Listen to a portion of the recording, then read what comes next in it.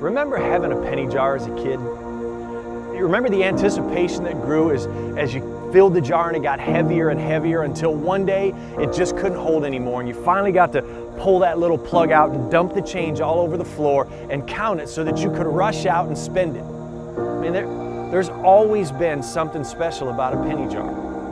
5 years ago, my family was just beginning our adoption process. And as we started fundraising, I thought back to my old penny jar.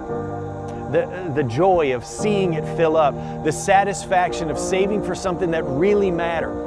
And so our family started one. We all worked together, we all filled it, and every penny mattered. And then something really beautiful happened. Other people started filling jars. And in the end, we'd raised almost $20,000 in pennies.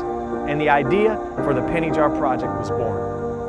Did you know that in sub-Saharan Africa, there are 34 million orphans? Or that tragically that number increases by more than 2 million every year? And these are kids, not statistics. They're beautiful children filled with huge potential, dreams and hopes. They're tomorrow's world changers, limited only by their current surroundings. And I'm sorry, but for me, that's just not acceptable because it doesn't have to be that way.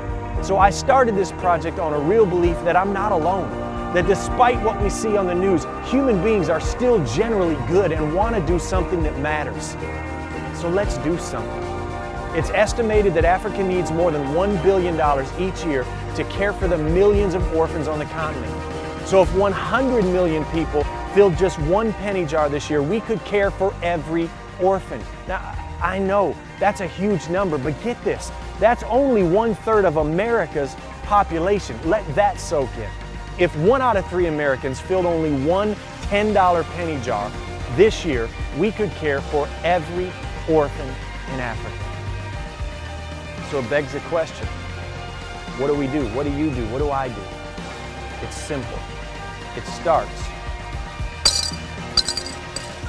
with filling a penny jar because we believe a little change can make a world of difference.